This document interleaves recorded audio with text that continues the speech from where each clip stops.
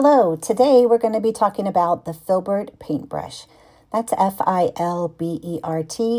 I'll be talking about how special and versatile these brushes can be, as well as paint that little floral design for you.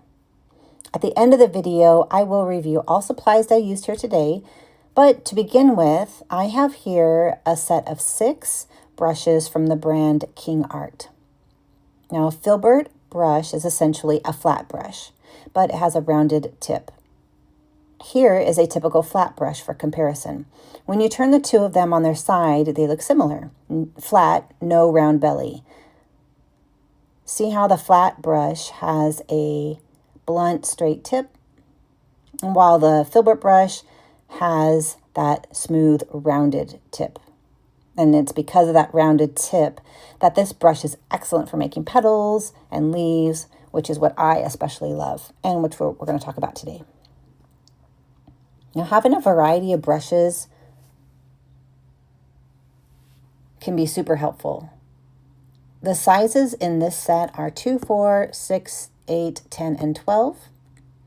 If you were just going to pick out a few sizes to practice with, I would maybe choose an 8 and a 10, maybe that 12 if you like to paint a bit larger. And the little ones are fantastic for doing detail work and painting small. That small one that I showed you was a size 2. That's the smallest one in the set. And in comparison, this is the size 12, the largest one. So you can see the difference in the small to the large. I also want to show you real quick some of the small art that I've created using a Filbert brush, just so you can get an idea of what's possible. In this one specifically, it was the fern. The leaves of the fern was made with a Filbert brush. And in these, the petals, as well as the little flowers at the top. The petals on this one. And all the little petals and leaves in this one as well.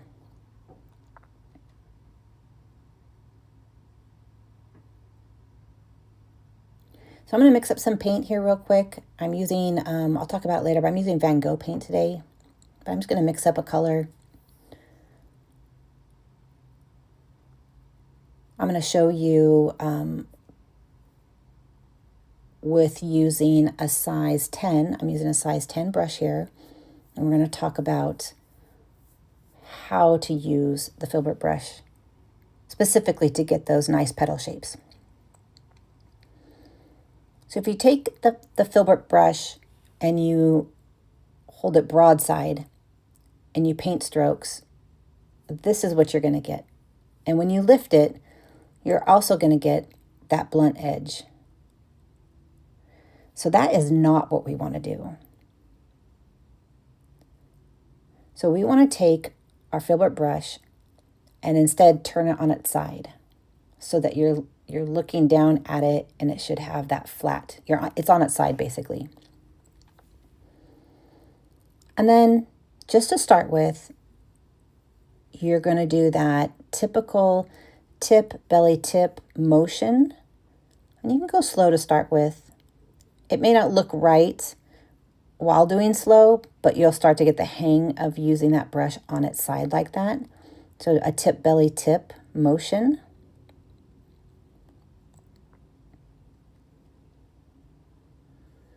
When you're ready, if you can move a little quicker, with that same motion, you'll start to get that pointier bottom part of that, more of a teardrop shape. That bottom part is created from the flick of your brush. So it's the same motion, you're just doing it a little faster. Almost like dabbing, to be honest. You're just like dabbing the brush on the paper. And press it down, lift it up kind of quickly.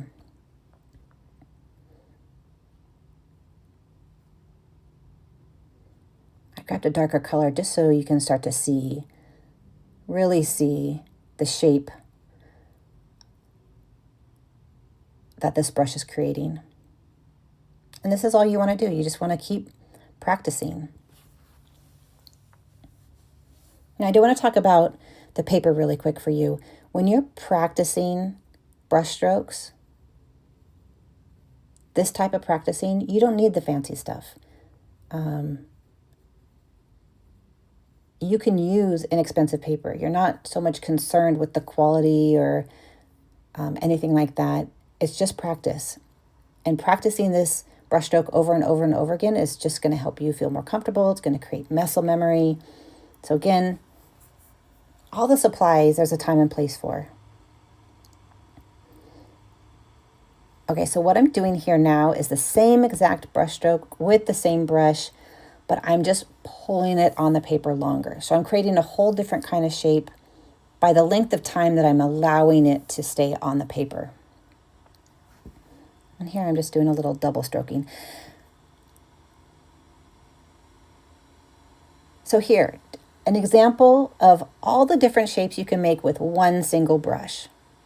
So having the different sizes is great, but also brush control, learning the brush, what you can do. You can paint the tiny, tiny little dabs, and you can paint nice big long strokes. You can do all the things. So just practicing with a single brush and seeing everything that it's capable of is super helpful when you're, learning what a brush can and can't do. Now, here, I'm going to run through all 6 brushes. I did speed this up, otherwise we'd be here forever.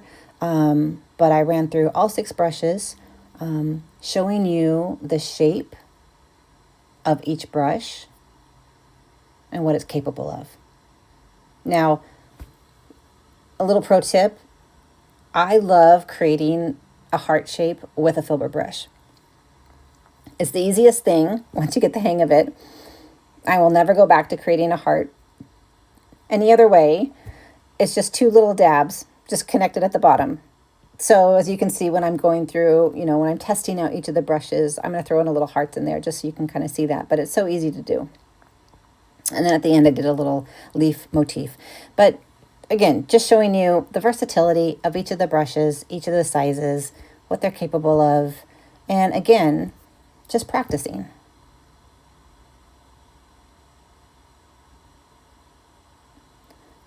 So 2, 4, 6, 8. This is now size 8. This is one that I mentioned was a good one to have. It's a great size. Again, the size of this paper is 4 by 6. That gives you kind of a reference. And then I'm bumping up to that size 10. I think this is probably one of my favorite sizes. I typically paint smaller, so this size I really, really like.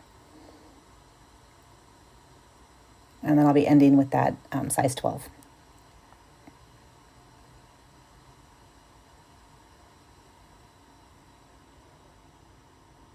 You can really see the point on there now and that flicking motion.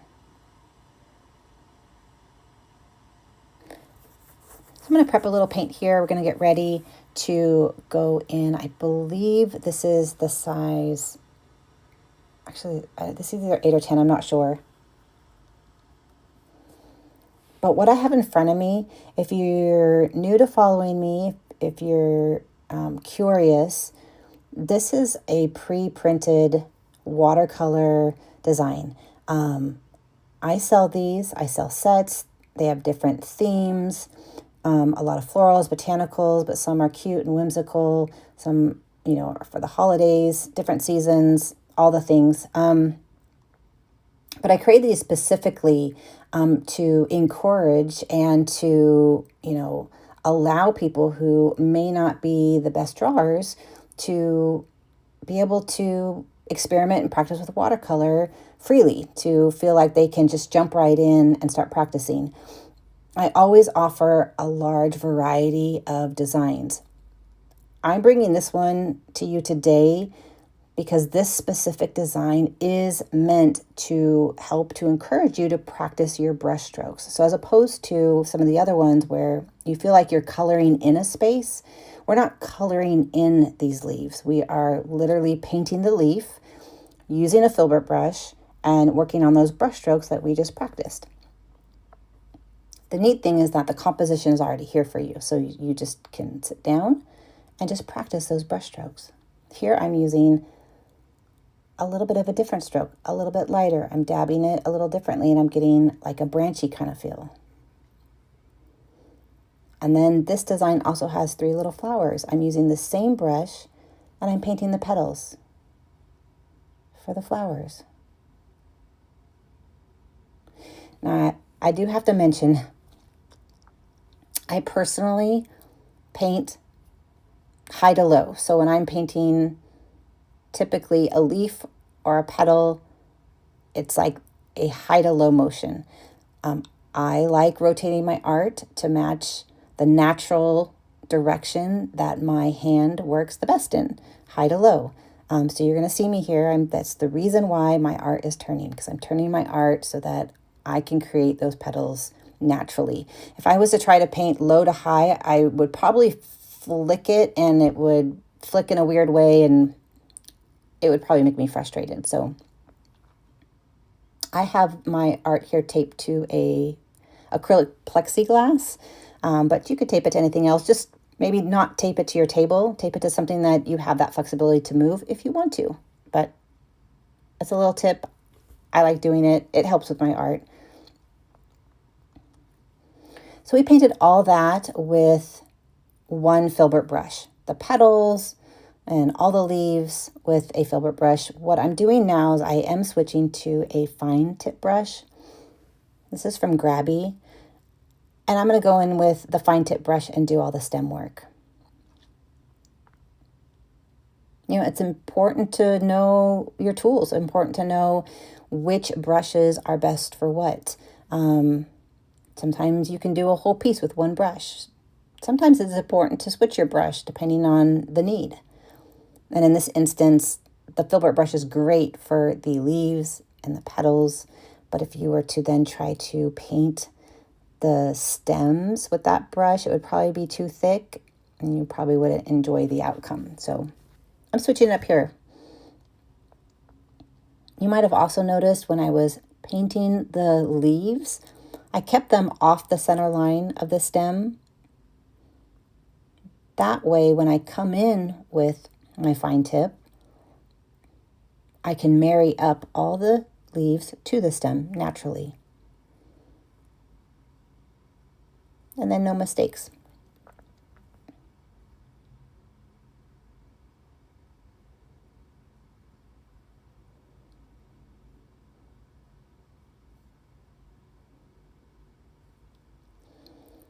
So right here, I went ahead and grabbed a smaller Filbert brush, and I'm just going to dab in some paint and go through and add a little bit of depth, detail, shadowing. Again, I'm not drawing any of this. I'm just utilizing the natural shape of the brush to come in and add another layer. Super easy to do.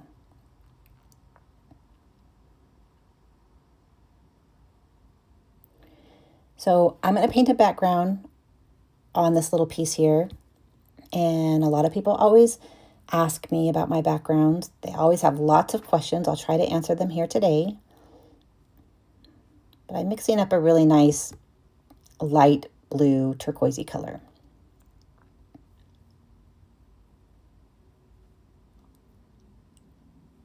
Some things about me you may want to know is that I do enjoy splotchy. I like inconsistencies. I like it when it looks like watercolor, honestly, where it has weird little characteristics to it. I like a little antique-y, little weathered, worn, things like that. So that's the way I paint it. So you're going to see me doing things like using a paper towel, and I'm going to blot up as I go. I'm going to let the brush flit and float around my flowers and leaves. I'm going to create some white space or leave some white space. I like doing that.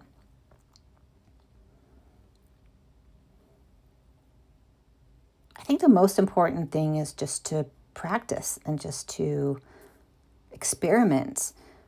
If you're using something like this, a pre-printed, one of my pre-printed designs, having something already done in front of you opens you up to, hey, it's okay to practice, it's okay to play, it's okay to experiment, try new things. Takes the pressure off a little bit because you didn't spend the time to draw it. That's just how I feel anyway.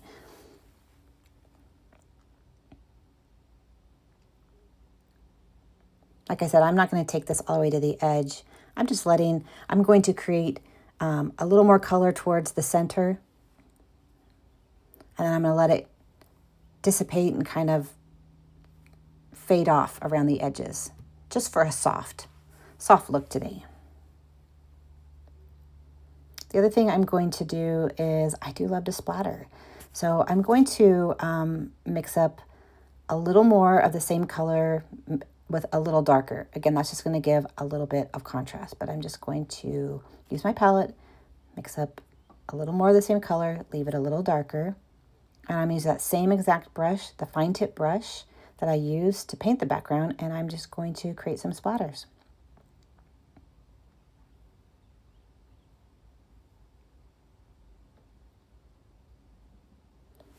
I also love using gold metallic. I love, love, love adding gold.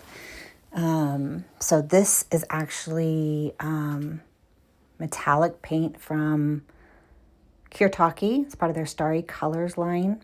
And I'm going to do the same thing. I'm just going to grab that paint and do a little bit of splattering. I did let this dry before coming in to do the centers of these flowers. So this is basically like wet on dry. The flowers are completely dry. That way that center does not bleed. Same thing with a little bit of extra detail, extra depth that I'm adding to the stems. Same thing, everything is dry, and I'm just bringing in a little extra color in some strategic places just to bring a little bit of depth. Still using that fine tip brush for all these last details that I'm doing.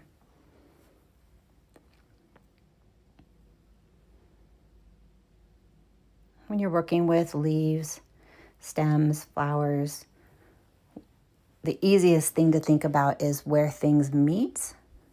There's usually shadow. And so if you just add a little bit of a darker color or the same color, it'll just immediately create depth. I've been especially enjoying doing mixed media with my watercolor, and today I'm going to be using some acrylic markers, but if you want to give this a try, use whatever you've got. If you have colored pencils, if you have watercolor crayons, if you have oil pastels, anything you want to use would be a lot of fun to add to this as well. Again, I'm using acrylic marker. These are from Grabie. I'm using a gold, a white, and a black. When I use my gold acrylic marker, I just think of that as like my emotion, the movement, like if it was moving in the sunlight and it was glistening. So I go very quickly, and I just add little bits here and there. I will say the acrylic marker, the black one, if you're going to add black lining to your artwork, it's going to look a little illustrative. It's going to look illustrative. So whether it's an acrylic marker or a micron pen, if you're going to add black, it's going to have that look. So go light to start with. See what you like, you don't like, experiment with it, play with it, get a feel for it, all the things. But it can be super fun to play with. It could add the definition that you might be missing. Super fun, whimsical, all the things.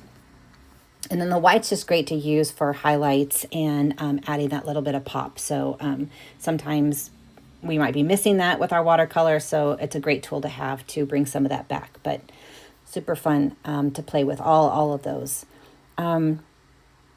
If this was helpful, if you enjoyed this, I am so appreciative of you hanging out and following along today. I'd love it if you subscribe to my channel. Any comments would be great, or if you'd like to see me do anything else, I'd love to hear from you. Here's a little finished piece right here. The Filbert brush is such a great tool once you get the hang of it, for leaves, petals, all the things.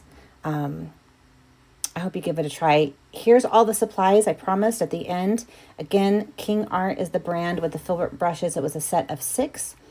I used a couple fine tip brushes from Grabie. The paints today are Van Gogh, believe this is called, they call this a pocket box, but it is a little curated set of colors. This one specifically is called Muted Colors. And if you're out there looking for it, it kind of has packaging like that. Of course, the gold paint from Kuretake, from their Starry color line. The acrylic markers from Grabie. I used a small little ceramic dish for my mixing. The pre-printed design and paper was mine. And then I taped it to a piece of acrylic plexiglass using Meeden artist tape. And that's it. Thanks so much for watching. Until next time, bye.